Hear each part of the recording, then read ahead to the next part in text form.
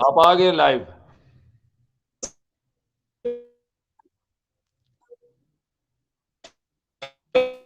السلام علیکم ورحمۃ اللہ وبرکاتہ. اہلاً و سہلاً جی. آج کے سیشن میں آپ سب کو خوش آمدید ہے. امید ہے آپ سب ویور ہمارے جہاں بھی ہوں گے خوش ہوں گے اور اللہ تعالیٰ کی حفظ و امان میں ہوں گے ماشاءاللہ. آج کا سیشن جیسا کہ آپ سب کے علم میں ہے الحمدللہ ہم ایک اہم موضوع پر کرنے جا رہے ہیں.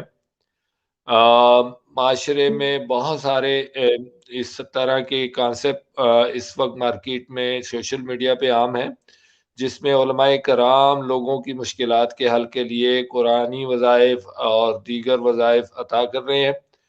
اور کافی سارے ہمارے ویورز، ہمارے دوست اس معاملے میں سوالات اٹھائے ہوئے ہیں کہ کیا یہ سب کچھ ٹھیک ہے یا اس میں کیا صحیح ہے، اس قرآن و حدیث کی روشنی میں کس قدر صحیح ہے اور کس قدر اس میں مبالغہ آرائی ہے یا غلط ہے.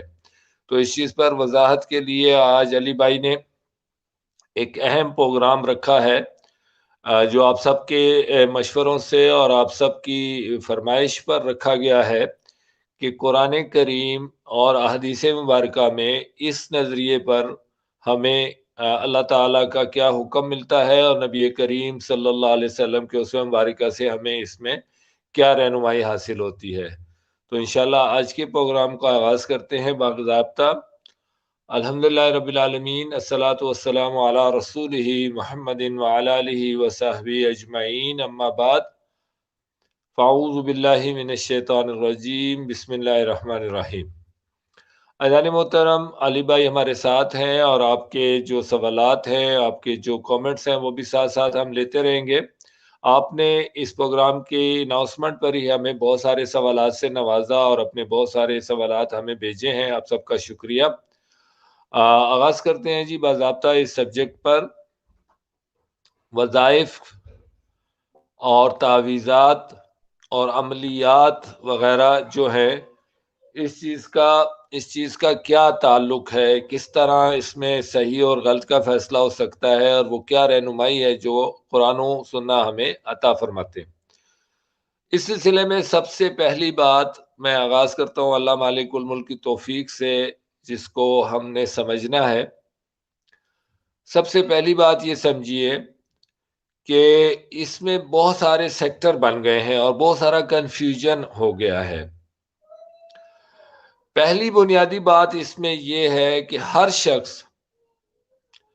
اپنی مشکلات کے معاملے میں، زندگی میں جو آزمائشیں ہیں ہر انسان کے ساتھ مختلف حوالوں سے لگی ہوئی ہیں، تو ہر انسان اپنی مشکلات کے حوالے سے، اپنی پرابلمز کے حوالے سے اللہ تعالیٰ کے حضور رجوع کرنا چاہتا ہے، رجوع کرتا ہے اور اللہ تعالیٰ سے دعائیں کرتا ہے، استغاثہ کرتا ہے کہ اللہ تعالیٰ اس کی مشکلات حل فرمائے اور اس کی مشکلات حل کرنے میں اس کی مدد عطا فرمائے. بحیثیت مسلمان ہر شخص کا یہی نظریہ اور یہی عقیدہ ہوتا ہے کہ وہ اللہ تعالیٰ سے دعا کرتا ہے کہ وہ اللہ تعالیٰ اسے اس آزمائش میں سے نکالے اور اس کی جو پرابلمز ہیں، جو مشکلات ہیں، اللہ تعالیٰ حل فرمائے.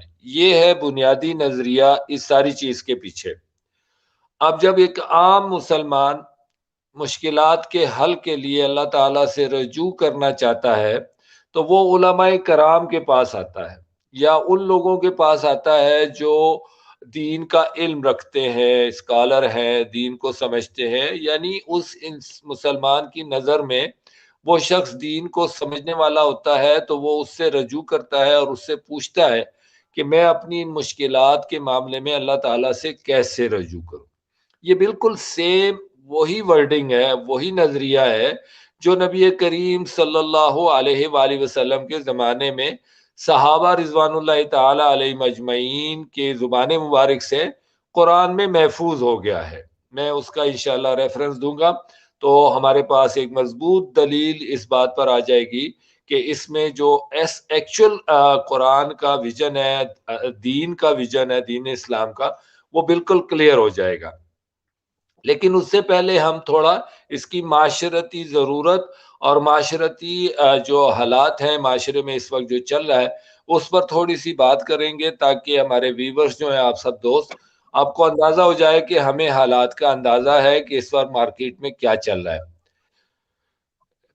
اس وقت میں نے جیسا عرض کیا لوگوں کو جو پرابلم آتا ہے، لوگ جو مسائل کا شکار ہیں، کہیں بیماریاں ہیں طویل ہو چکی ہیں، کہیں بے روزگاری طویل ہو چکی ہے، کہیں رزق کی تنگی ہے، کہیں گھریلو الجھنیں ہیں، کہیں میاں بیوی میں مسائل ہیں، کہیں فیملیز میں مسائل ہیں، بہن بھائیوں میں مسائل ہیں، کہیں کاروباری الجھنیں ہیں، کہیں نوکری کے مسائل ہیں، کہیں بے روزگاری کے مسائل ہیں، کہیں بیماریوں کے مسائل ہیں۔ یہ بہت ساری انسانی زندگی سے جڑی ہوئی مشکلات ہیں۔ انسان ان سے لڑ رہا ہے، اپنے وسائل سے ان کا حل کر رہا ہے، لیکن اس کے ساتھ ساتھ وہ چاہتا ہے کہ اللہ تعالیٰ کی مدد بھی لے۔ خاص طور پہ جو مسلمان ہیں وہ چاہتے ہیں کہ اللہ تعالیٰ کی مورل سپورٹ بھی انہیں حاصل ہو۔ اسی وجہ سے وہ علماء کرام یا ایسے لوگوں کے پاس جاتے ہیں جو ان چیزوں کو ان کی نظر میں ماہر ہوتے ہیں کہ وہ کیا ایسی چیزیں اختیار کریں جس سے اللہ تعالیٰ کی مدد انہیں فوری حاصل ہو اور ان کی مشکلات حل ہو۔ یہ ہے بیسک کانسیپٹ اس سارے چیز کے پیچھے۔ اب مارکیٹ میں آپ دیکھ رہے ہیں سوشل میڈیا میں تقریباً ہر مکتب فکر کے علماء کرام کوشش کر رہے ہیں کہ وہ اپنے لسنر کو، اپنے فالوورز کو، اپنے ماننے والوں کو قرآن و حدیث کی روشنی میں یا ان کی سمجھ کے مطابق جو بھی وہ سمجھ رہے ہیں مناسب، ان کو اوراد و وظائف عطا کرتے ہیں، اور لوگ ان کو اختیار کرتے ہیں کہ اس طرح سے چونکہ علماء کرام نے عطا کیا ہے، یقیناً اللہ تعالی ہم پہ متوجہ ہوں گے اور ہماری مشکلات حل ہوں گے۔ یہ چل رہا ہے۔ اس میں ایک اور پہلو ہے بڑا خطرناک، یہ سائڈ پہ رکھ لیں تھوڑا سا۔ اب ایک اور پہلو کو دیکھ لیں۔ وہ پہلو یہ ہے کہ بعض لوگ اپنی مشکلات کے حل میں اوراد و وظائف کے درمیان ایک اور چیز ہے، بعض لوگ اس کی وجوہات جاننے کی کوشش کرتے ہیں کہ ہمارا رزق کی تنگی کیوں ہے، یا ہمارے گھر میں بیماری کیوں ہے، یا ہم مشکلات کا شکار کیوں ہیں۔ اس سلسلے میں وہ کچھ خاص قسم کے لوگوں کو رجوع کرتے ہیں جنہیں عامل حضرات کہتے ہیں۔ عامل لوگوں سے رجوع کرتے ہیں اور ان سے پوچھتے ہیں کہ ہمارے اوپر یہ اس طرح کے مسائل کیوں بن گئے۔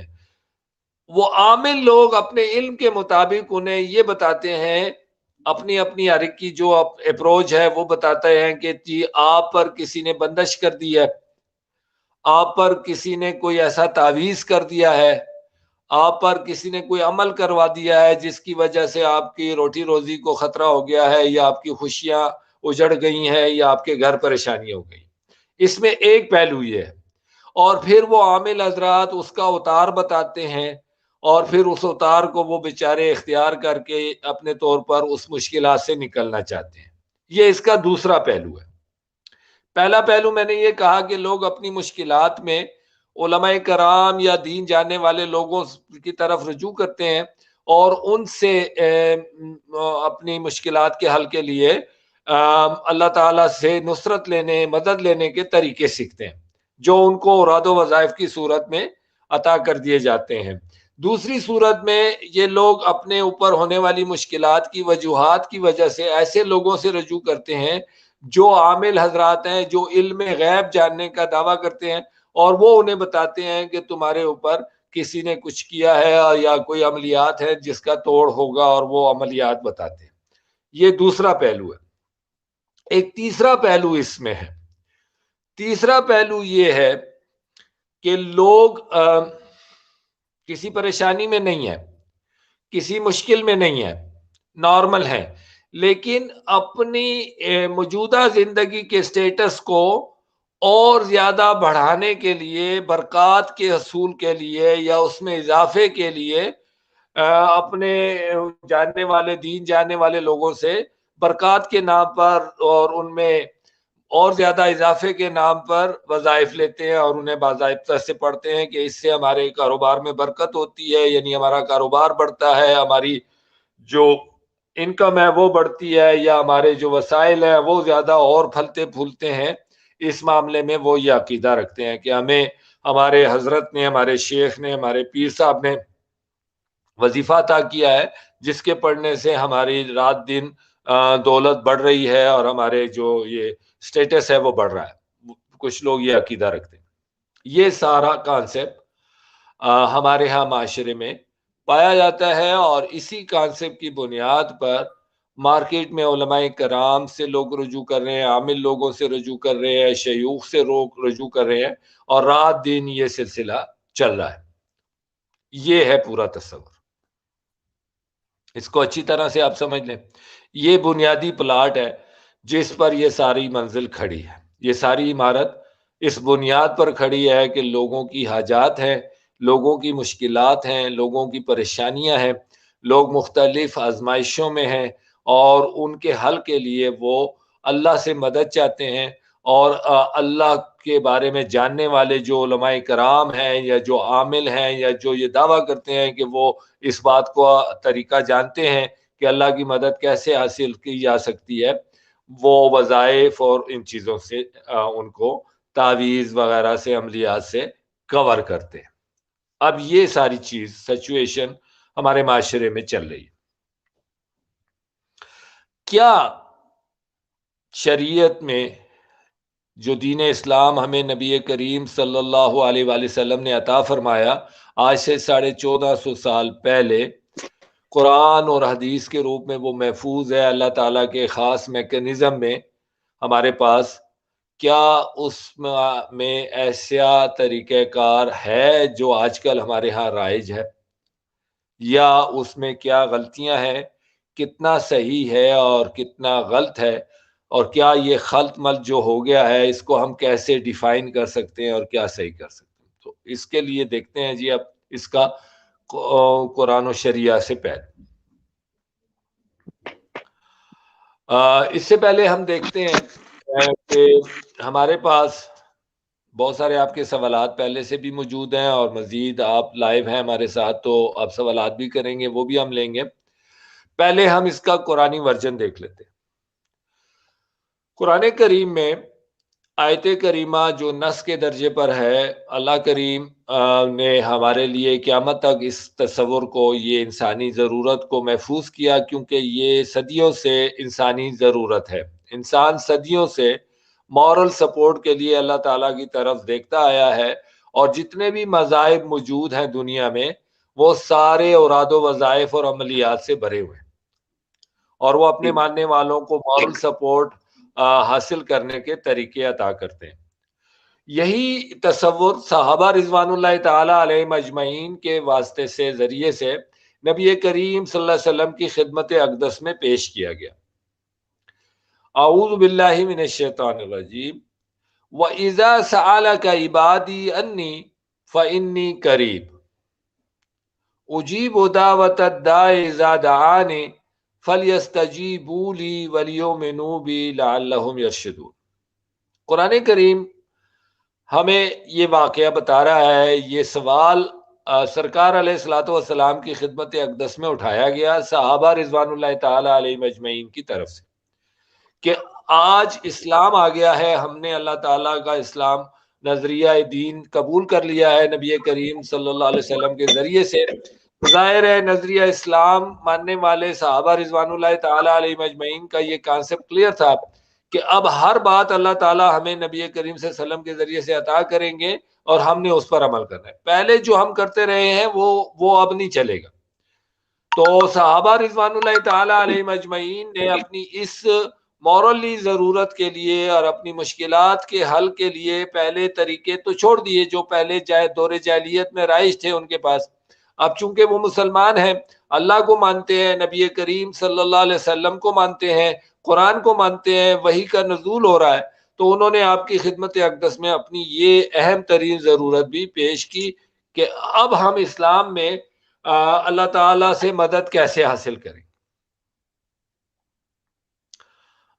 اب دیکھیے اس سے پہلے کیا تصور موجود تھا؟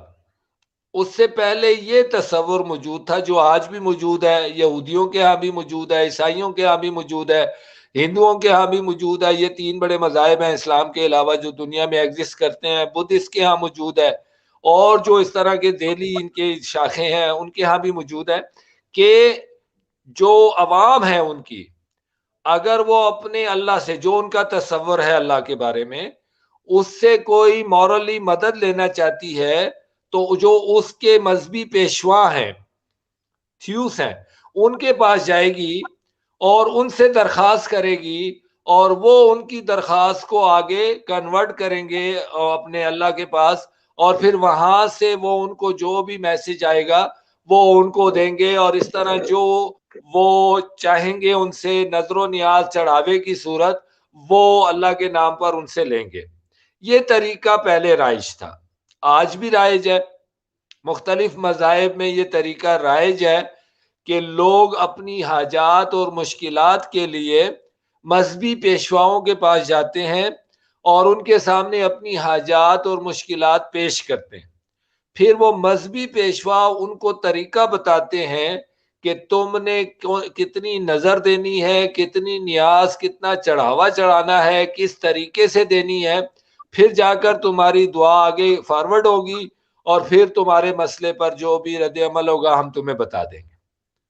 تو اس طرح یہ لوگ لنک اور میڈل مین کا کردار ادا کرتے ہیں، اور عوام کو یہ حق حاصل نہیں ہے کہ وہ ڈائریکٹلی اپنی حاجات اللہ تعالیٰ کے ساتھ ڈسکس کر سکے اور اللہ تعالیٰ کے حضور پیش کر سکے۔ یہ ان مذاہب میں اس کی اجازت نہیں ہے، کیونکہ یہ تصور ہے کہ تم اس قابل نہیں ہو، تم پلیت ہو، تم گنہگار ہو، تم اللہ تعالیٰ کے ساتھ ڈائریکٹلی بات نہیں کر سکتے، اپنی حاجات پیش نہیں کر سکتے۔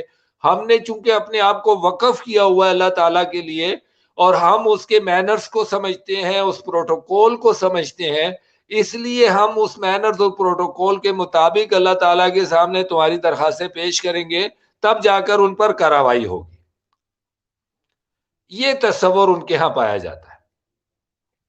سیم اسی تصور کے مطابق صحابہ رضوان اللہ تعالی علیہ مجمعین نے بھی اللہ کے حبیب صلی اللہ علیہ وسلم کے سامنے یہ بات رکھی کہ اب ہم اسلام میں کیا کریں؟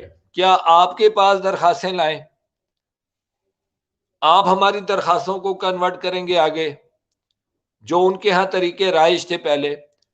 تو دیکھیے سرکار علیہ الصلوۃ والسلام اس وقت دنیا میں تشریف فرما تھے، آپ زندہ حیات تھے یہاں پر، اور اصولاً تو اگر اسی تصور کو دیکھا جائے تو ہونا تو یہ چاہیے تھا کہ اللہ تعالیٰ کہتے نبی کریم صلی اللہ علیہ وسلم موجود ہیں تو تمہیں کہیں اور جانے کی ضرورت کیا ہے، ان کی خدمت اقدس میں تم اپنی درخواستیں پیش کرو، اور یہ جن پر اسٹیمپ لگائیں گے، جن کو ریکمینڈ کریں گے، وہ قبول ہو جائیں گی۔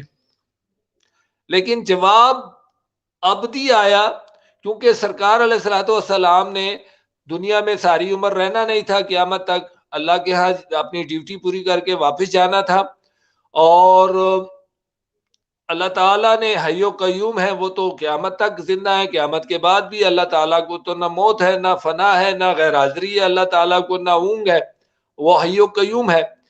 تو اللہ تعالیٰ نے جو جواب عطا فرمایا وہ اللہ تعالیٰ کی شان، اللہ تعالیٰ کی مرضی ہے اور ہمیں قبول ہے۔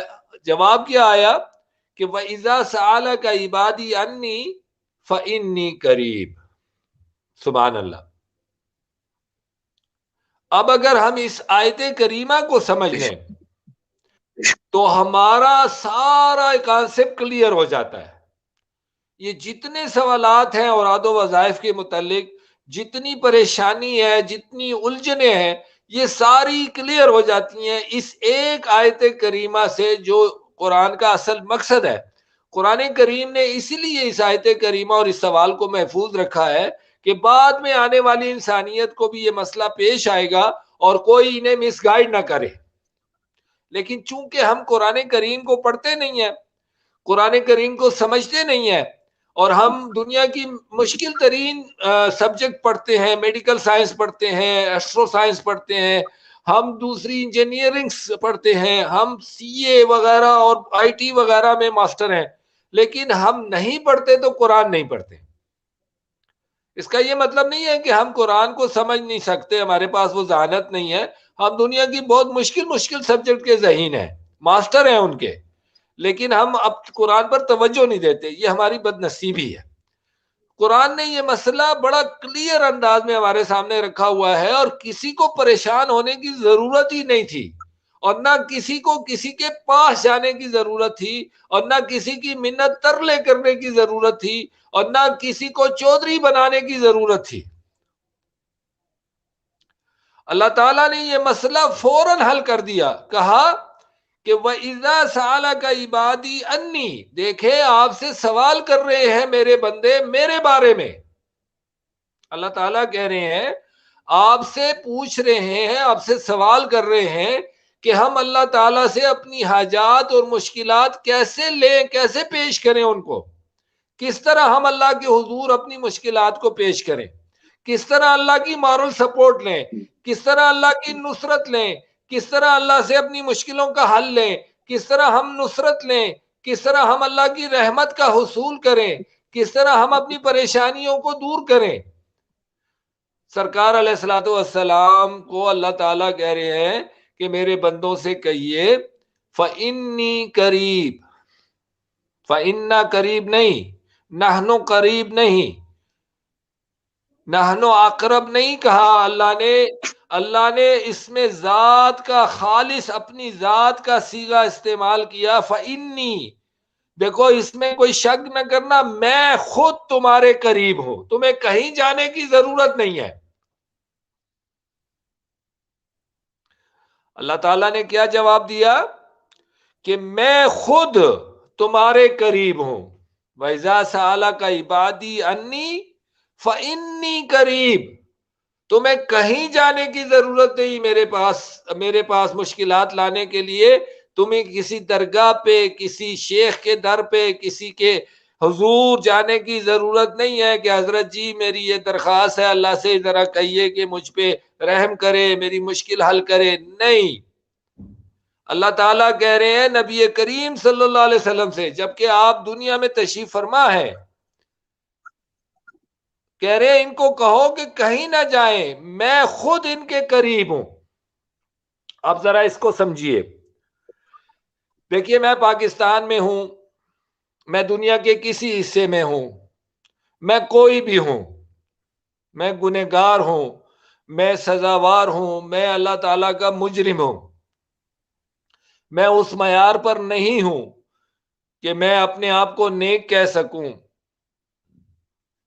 میں عاجز ہوں، میں مسکین ہوں، میں گناہوں میں لتھڑا ہوا ہوں، میں مشکلات میں پھنس گیا ہوں. میں اپنے اللہ سے درخواست کرنا چاہتا ہوں کہ مجھ پہ رحم فرمائے، مجھے مشکلات سے نکالے، میری حاجات سنے. تو مجھے کہاں جانا ہے؟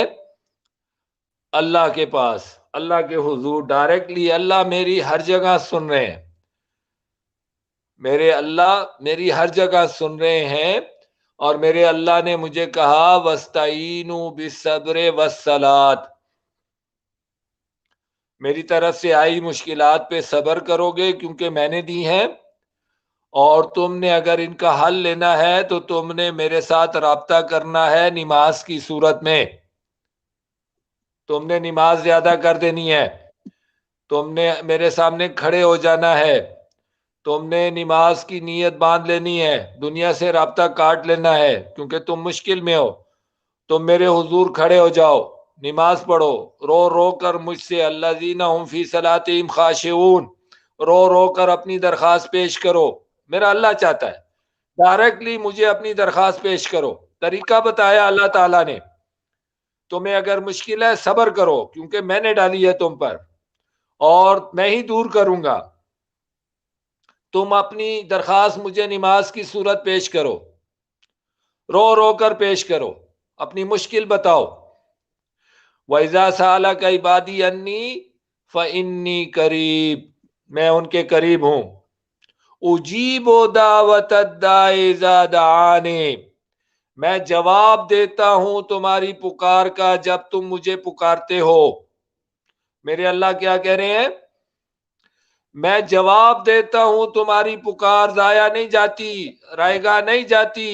تمہاری پکار پر کوئی پروٹوکول نہیں ہے، کوئی قدغن نہیں ہے کہ تم اس لیول کے ہوگے تو تمہاری پکار سنی جائے گی.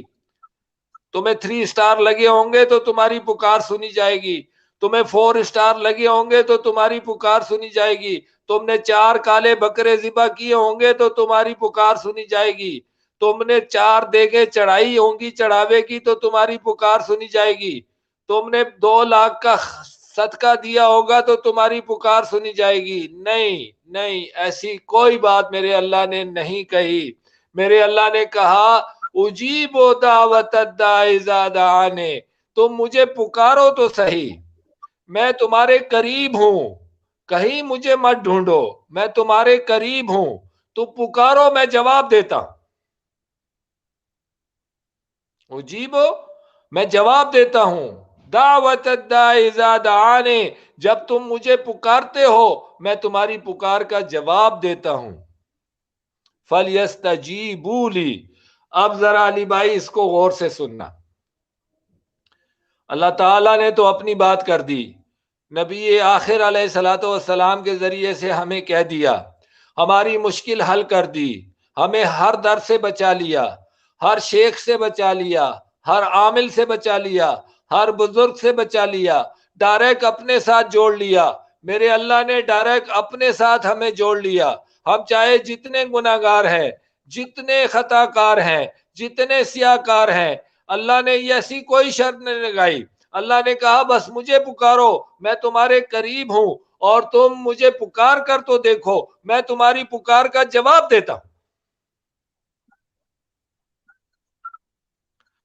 اب میرے اللہ نے ہم سے ایک تقاضا کر دیا کہ جب میں تمہارے قریب ہوں، میں تمہاری پکار سنتا ہوں، میں تمہاری مشکل حل کرنے والا ہوں، تو پھر کیا کرو؟ فَلْيَسْتَجِيبُوا لِي، تم میری پکار کا بھی جواب دو، میرے مطالبے کا بھی جواب دو. میں نے تمہیں کہا تھا کہ میرے ہو کر رہو، شیطان کے نہ ہونا. میں نے تمہیں کہا تھا کہ میرے نبی آخر علیہ الصلوۃ والسلام کے اسوہ مبارکہ پہ رہنا، ابلیس کے راستوں پہ نہ چلنا. میں نے تمہیں کہا تھا کہ حرام خوری نہ کرنا. میں نے تمہیں کہا تھا کہ سود خوری نہ کرنا. میں نے تمہیں کہا تھا کہ زنا نہ کرنا. میں نے تمہیں کہا تھا کہ شراب خوری نہ کرنا. میں نے تمہیں کہا تھا کہ غیبت اور چغلی نہ کرنا. میں نے تمہیں کہا تھا کہ چوری اور قتل نہ حق نہ کرنا. میں نے تمہیں کہا تھا کہ شرک نہ کرنا. میں نے تمہیں کہا تھا کہ میری شریعت سے نہ بھاگنا. فَلْيَسْتَجِيبُوا لِي، میری بات کا بھی جواب دو.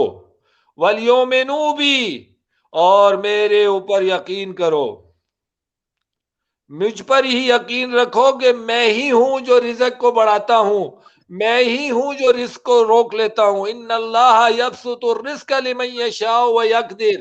کوئی مائی کا لال اپنے کسی تعویذ گنڈے سے تمہارا رزق نہیں روک سکتا. میرے اللہ پر کوئی مؤثر نہیں، میرے اللہ کو کوئی نہیں کنٹرول کر سکتا. میرا اللہ سب پہ مؤثر ہے. ان اللہ علی کل شیء قدیر. میرے اللہ کا سب پر کنٹرول ہے. کسی کی مجال نہیں جو میرے اللہ کے فیصلوں پہ اپنی قدغن لگائے. یہ عقیدہ کفر ہے، یہ عقیدہ شرک ہے، یہ عقیدہ باطل ہے. میرے اللہ کے فیصلوں کو کوئی نہیں روک سکتا. میرا اللہ جسے چاہے جتنا چاہے رزق دے، کوئی مائی کا لال اس میں سے ایک ذرا نہیں کم کر سکتا. میرا اللہ جسے چاہے ایک دانہ نہ دے، کوئی مائی کا لال دے نہیں سکتا. میرا اللہ قرآن میں فرماتا ہے میں جسے چاہوں بیٹے دوں، جسے چاہوں بیٹیاں دوں، جسے چاہوں دونوں دوں، جسے چاہوں ایک نہ دوں. یہ میرے اللہ کا اختیار ہے. کوئی مائی کا لال کسی کو تعویذ سے بیٹا نہیں دے سکتا، نہ کسی کو تعویذ سے بیٹی دے سکتا ہے، نہ کسی کو تعویذ سے بیٹے سے روک سکتا ہے. میرے اللہ نے بات ختم کر دی نبی آخر علیہ الصلوۃ والسلام کے ذریعے سے قرآن میں کہ تمہیں جب مشکل آئے تو مجھے پکارو، میں تمہاری پکار سنتا ہوں. کیسے پکارے وہ بھی بتایا. وَاسْتَعِینُوا بِالصَّبْرِ وَالصَّلَاةِ، سب سے پہلے صبر کرو گے، شرک کی طرف نہیں جاؤ گے، کسی غیر اللہ سے مدد نہیں مانگو گے، کسی کے در پہ نہیں جاؤ گے، میں تمہارے قریب ہوں. اور نماز کی صورت مجھے درخواست کرو گے، نماز میں رو رو کر مجھ سے مانگو گے، میں تمہاری مشکل حل کروں گا. وَاسْتَعِینُوا بِالصَّبْرِ وَالصَّلَاةِ وَإِنَّهَا لَكَبِیرَةٌ إِلَّا عَلَى الْخَاشِعِینَ. یاد رکھو مدد لینا نماز سے اور صبر کرنا مشکلات پہ مشکل کام ہے، میرا اللہ کہہ رہا ہے، لیکن میرے بندوں پہ آسان ہے، اس لیے کہ انہیں پتا ہے کہ یہ مشکل اللہ نے دی ہے، اللہ ہی حل کرے گا۔ جی علی۔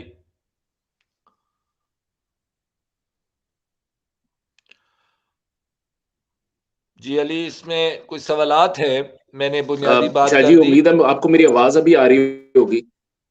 جی آ رہی ہے۔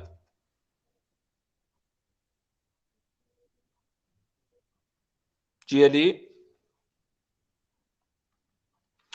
ہمارے پاس ایک شاہ جی سوال آواز ہے آ رہی جی ہے میری ہمارے آپ کو؟ دوست۔ جی آواز کٹ کٹ کے آ رہی ہے آپ کی۔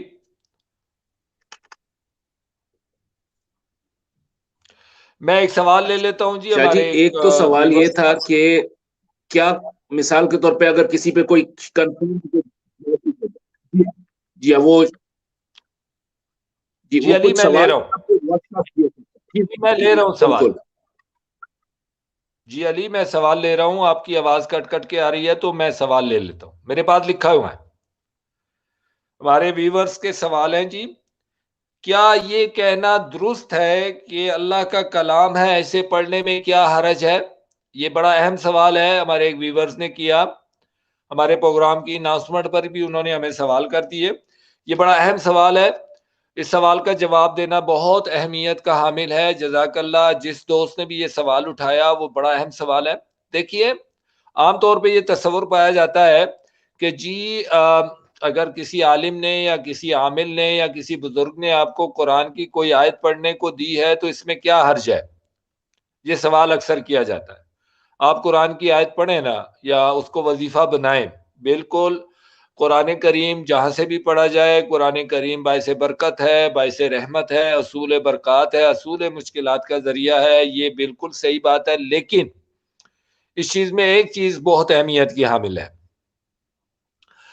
اللہ کے نبی صلی اللہ علیہ وآلہ وسلم نے ہمیں قرآن پاک عطا فرمایا اور قرآن پاک کی ایک ترتیب عطا فرمائی۔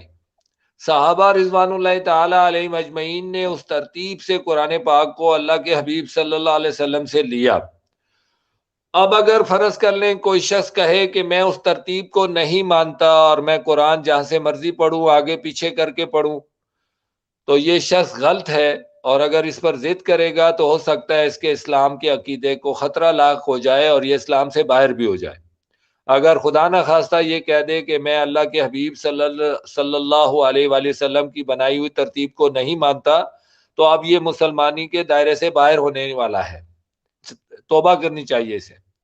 تو جس طرح اللہ کے حبیب صلی اللہ علیہ وسلم نے ہر چیز ہمیں عطا فرمائی ہے اور ہمیں اسی طرح لینے کا حکم ہے۔ مثال کے طور پہ آپ نے 3 رکعت مغرب کی نماز ادا فرمائی ہے، فرض نماز۔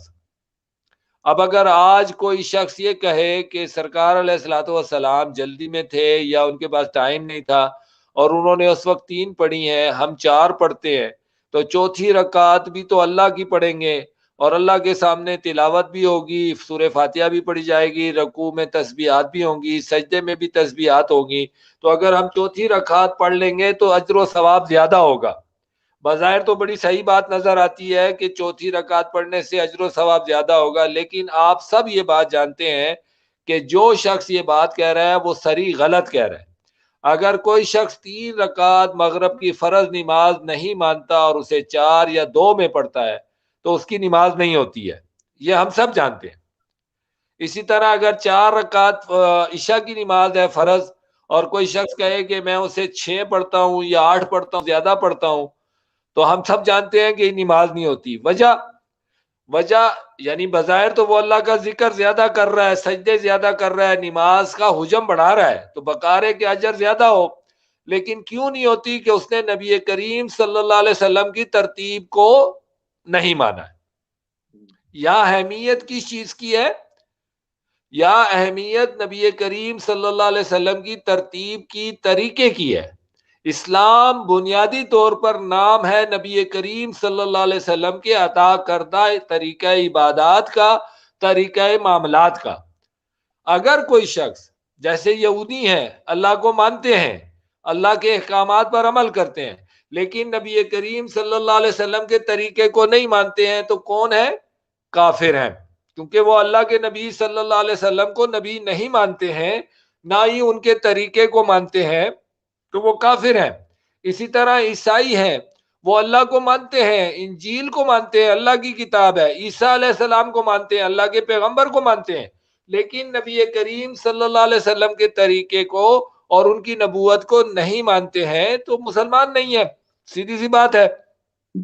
تو مسلمانوں پہ لازم ہے کہ وہ چاہے قرآن پڑھیں، چاہے نماز پڑھیں، چاہے زکوٰۃ دیں، چاہے حج کریں، چاہے صدقہ دیں، چاہے خیرات دیں، چاہے قرآن کی سورہ مبارکہ اور آیات کریمہ کا اوراد اور وظیفہ کریں، تو سب کی سب چیزوں میں اللہ کریم نے قرآن میں، نص قرآن میں یہ حکم دیا ہے کہ لَقَدْ كَانَ لَكُمْ فِي رَسُولِ اللَّهِ أُسْوَةٌ حَسَنَةٌ، تمہارے لیے نبی آخر علیہ الصلوۃ والسلام کے اعمال مبارک، احکام مبارک، ان کی آرڈرز، یہ اللہ تعالیٰ نے ہم پہ فرض قرار دیے ہیں کہ تمہیں انہی کو فالو کرنا ہے۔ لمن کان یرجو اللہ والیوم الآخر، جو اللہ تعالیٰ کے سامنے پیش ہونے کا عقیدہ رکھتا ہے، جو آخرت میں جواب دہی کا عقیدہ رکھتا ہے، اس کے لیے لازم ہے کہ وہ نبی کریم صلی اللہ علیہ وسلم کے فرامین کو، آپ کی احادیث صحیحہ کو اپنی زندگی بنائے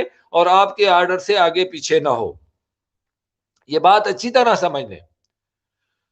لہذا اگر کوئی شخص نبی کریم صلی اللہ علیہ وسلم کے عطا کردہ طریقے کو آپ تک پہنچاتا ہے، وہ یقیناً بہترین انسان ہے، اور آپ کو اللہ کے حبیب صلی اللہ علیہ وسلم کے ادا کردہ طریقے کو، چاہے وہ قرآن کی تلاوت ہے یا احادیث مبارکہ میں آئی ہوئی دعائیں ہیں، ان کا طریقہ جیسے نبی کریم صلی اللہ علیہ وسلم نے بتایا وہ بتلا رہا ہے، تو یقیناً آپ کا عمل کرنا اس پر اللہ تعالیٰ کے لیے سے حصول موجب رحمت اور نصرت ہے۔ لیکن اگر کوئی شخص اپنا ایجاد کردہ طریقہ آپ کو بتلاتا ہے، چاہے وہ قرآن کی آیات ہی کیوں نہ ہو، چاہے وہ عربی کے کوئی الفاظ ہی کیوں نہ ہو، لیکن اگر وہ اللہ کے حبیب صلی اللہ علیہ وسلم کے عطا کردہ نہیں ہے، تو ان کی مثال بالکل ایسے ہی ہے جیسے کوئی شخص کہے کہ آؤ جی یہ نماز پڑھتے ہیں، اس نماز میں اتنی بار فلاں سورہ پڑھتے ہیں، اتنی بار یہ پڑھتے ہیں، 3 مرتبہ رکوع کرتے ہیں، 6 مرتبہ سجدے کرتے ہیں، زیادہ عبادت ہوگی اللہ کی، اللہ زیادہ اجر دے گا۔ آپ سمجھتے ہیں یہ نماز نہیں ہوتی ہے۔ اللہ کے حبیب صلی اللہ علیہ وسلم نے کبھی ایسی نماز نہیں پڑھی ہے، کبھی ایسے نفل نہیں پڑھے ہیں، نہ صحابہ کو دیے ہیں، تو لہٰذا ایسی نماز پڑھنے والا شخص غلط ہے، چاہے وہ اللہ کی محبت میں ایسا کر رہا ہو، یقیناً وہ غلط ہے۔ تو اس چیز کی احتیاط کرنی ہوگی کہ ہمیں جو اوراد و وظائف کوئی بھی صاحب علم عطا کرتا ہے، اس کی مہربانی ہے کہ وہ نبی کریم صلی اللہ علیہ وسلم کے عطا کردہ طریقہ کار کے مطابق عطا کرے، تو یہ اس کی آخرت کے لیے بھی بہتر ہے، اور جواب دہی سے بچے گا، اور جو کرنے والا ہے اس کے بھی اعمال میں اجر و ثواب ہوگا اور مواخذہ نہیں ہوگا۔ تو یہ ہے جی اس کا جواب۔ ٹھیک۔ اچھا، تعویذ باندھنا جائز ہے؟ یہ ایک سوال ہے۔ نبی کریم صلی اللہ علیہ وآلہ وسلم نے ہمیں، ہر مسلمان اپنے امتی کو، قرآن کریم کی دعائیں، احادیث مبارکہ میں دعائیں عطا فرمائی ہیں، اور دعاؤں کا سلسلہ اس قدر ہے کہ اس میں تعویذ کی ضرورت نہیں پڑتی ہے۔ تعویذ اللہ کے حبیب صلی اللہ علیہ وسلم نے کسی کو نہیں باندھا ہے، اور دعاؤں کا ایک ذخیرہ عطا فرمایا، اور اس کو میں آپ کے سامنے پیش کروں گا، تو آپ کے سامنے ہے لیکن آپ کی توجہ ہو جائے گی۔ دیکھیے، جب آپ سو کر اٹھتے ہیں تو پہلے دعا ہے الحمدللہ الذی احیانی بعد ما اماتنی والیہ النشور، پہلے دعا ہے۔ آپ کی آنکھ کھلی، آپ نے دعا پڑھنی ہے۔ آپ باتھ روم جا رہے ہیں، آپ نے دعا پڑھی ہے۔ آپ باتھ روم سے نکل رہے ہیں، آپ نے دعا پڑھنی ہے۔ آپ وضو کر رہے ہیں، آپ دعا پڑھیں گے۔ آپ نے وضو مکمل کر لیا، آپ دعا پڑھیں گے۔ آپ نماز کے لیے کھڑے ہو رہے ہیں، دعا پڑھیں گے۔ آپ پوری نماز دعا ہے، نماز کے بعد وظائف کر کے دعا پڑھیں گے، جو تسبیحات فاطمہ رضی اللہ تعالی عنہا ہیں وہ پڑھیں گے، ان کے بعد دعا کریں گے۔ آپ درود شریف پڑھیں گے، دعا ہے۔ آپ کھانا کھانے لگے ہیں، دعا پڑھیں گے۔ آپ کھانا کھا چکے ہیں، دعا پڑھیں گے۔ آپ گھر سے نکل رہے ہیں دعا پڑھیں گے، آپ بازار میں داخل ہو رہے ہیں دعا پڑھیں گے، آپ دکان پہ چڑھ رہے ہیں دعا پڑھیں گے، آپ دوست سے مل رہے ہیں دعا پڑھیں گے، آپ دوست سے رخصت ہو رہے ہیں دعا پڑھیں گے، آپ ہر چیز میں دعا ہے، دعا ہے، دعا ہے، دعا ہے، دعا ہے، دعا ہے، آپ کا کوئی کام دعا کے بغیر نہیں ہے۔ اللہ کے صحیح، حبیب صلی اللہ علیہ وسلم نے آپ کو ہر موقع ہر کام کے لیے دعا عطا فرمائی ہے، تو تعویذ بیچ میں کہاں سے آتا ہے؟ تعویذ کا مطلب تو یہ ہے نا کہ آپ نے لکھ کر دعا لگا دی ہے، آپ پڑھتے نہیں ہیں، آپ نے دروازے پہ دعا لکھ دی ہے، گھر میں داخل ہونے کی دعا آپ نے دروازے پہ لکھ دی، آپ پڑھتے نہیں ہیں، آپ کیا صحیح کر رہے ہیں؟ آپ گھر سے نکلتے وقت آپ نے دروازے کی اندر سائڈ پہ دعا لکھ دی، آپ پڑھتے نہیں ہیں، کیا آپ صحیح کر رہے ہیں؟ آپ نے دکان کے دروازے پہ دعا لکھ دی ہے، کیا آپ صحیح کر رہے ہیں؟ اس طرح تو قرآن ہر گھر میں پڑھا ہے، مکمل آیات کا مجموعہ، آپ پڑھتے نہیں ہیں، کیا صحیح کرتے ہیں؟ تو تعویذ کا مطلب تو یہ ہے کہ آپ نے آیت کریمہ لکھ کر لگا دی ہے اور آپ پڑھتے نہیں ہیں۔ اصل میں تو اسے پڑھنا تھا، اسے اللہ کے حضور پیش کرنا تھا۔ دیکھیں اعوذ باللہ من الشیطان الرجیم ایک خاص دعا ہے، اللہ تعالیٰ نے حکم دیا کہ جب بھی تم قرآن پڑھو، جب بھی تم ابلیس سے بچنے، اس کے شر سے بچنے کا خیال آئے، تم اعوذ باللہ پڑھو۔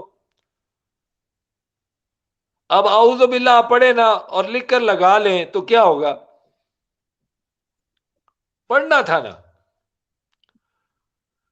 اللہ کے حبیب صلی اللہ علیہ وسلم سے اللہ کہہ رہے ہیں کل اعوذ برب الفلق، آپ پڑھو، آپ ان کو پڑھاؤ کہ اعوذ باللہ کہیں، اور اگر آپ اعوذ باللہ نہیں کہتے اور سورہ فلق آپ لکھ کر لگا لیں کیا ہوگا؟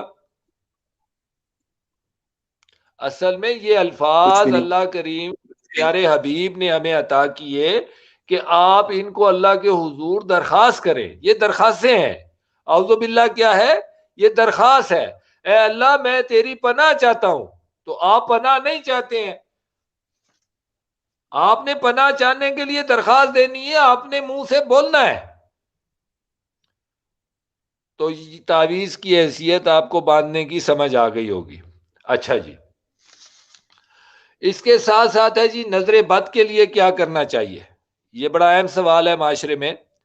لوگ کہتے ہیں نظر بد لگ جاتی ہے، بالکل نظر بد ہوتی ہے، لیکن لگ جاتی ہے کو ذرا سمجھیں۔ اللہ تعالیٰ نے ہمیں اور اللہ کے حبیب صلی اللہ علیہ وسلم نے ہمیں جیلسی سے منع کیا، قرآن کریم میں بھی جیلسی سے منع کیا گیا، من شر حاسد اذا حسد، اللہ تعالیٰ کے حضور درخواست کرنے کا کہا گیا کہ حاسد کے حسد سے بچنے کی درخواست کرو، کیونکہ حسد بڑی تباہی کی چیز ہے، جیلسی بڑی تباہی کی چیز ہے، یہ دوسرے انسان کو نقصان پہنچاتی ہے۔ تو جیلسی کا جذبہ دوسرے انسان کو نقصان پہنچاتا ہے، لیکن اس میں مس کنسپشن کیا ہے کہ یہ ریموٹ چیز نہیں ہے، یہ عملی چیز ہے، اور اس سے منع کیا گیا ہے کہ آپ کی نیکیوں کو جلاتی ہے جب آپ کسی سے جیلسی کرتے ہیں۔ تو اس کے لیے یہ ہے کہ آپ دعا پڑھیں کہ اللہ تعالیٰ تمہیں بھی برکت دے جو اللہ نے تمہیں نعمت دی ہے، اور اللہ تعالیٰ سے دعا کریں کہ اللہ تعالیٰ مجھے بھی دے جو تمہیں نعمت عطا کی اللہ نے مجھے بھی دے۔ تو جیلسی کے جذبے کو ختم کرنا چاہیے، یہ ہے حسد کا، نظر بد کا علاج۔ باقی نظر بد کسی کے اختیار میں نقصان پہنچانا نہیں ہے، اللہ کے اختیار میں ہے۔ کسی کی آنکھوں میں کسی کو نقصان پہنچانے کی طاقت نہیں ہے، اللہ کے اختیار میں ہے۔ اللہ جسے چاہے نقصان پہنچائے، جسے چاہے خیر سے محفوظ رکھے، اسی لیے ہمیں اعوذ باللہ اور ہر وقت قل اعوذ برب الفلق اور قل اعوذ برب الناس پڑھنے کا حکم ہے۔ اس کے ساتھ ہے جی اسلام کی روشنی میں جادو کا کیا مسئلہ ہے؟ تو اس کے لیے ہم نے ایک پروگرام کیا ہوا ہے بڑا تفصیل سے، آپ لنک میں دیکھ لیجئے، ہمارے پروگرام موجود ہے کافی سارا، 1 گھنٹے کا جادو اور جنات پر، وہ انشاءاللہ آپ کے فائدے میں ہوگا۔ جی علی،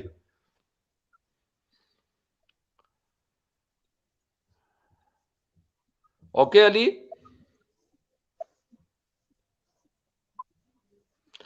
علی میرے خیال میں آج کے موضوع کے لیے کافی ہے۔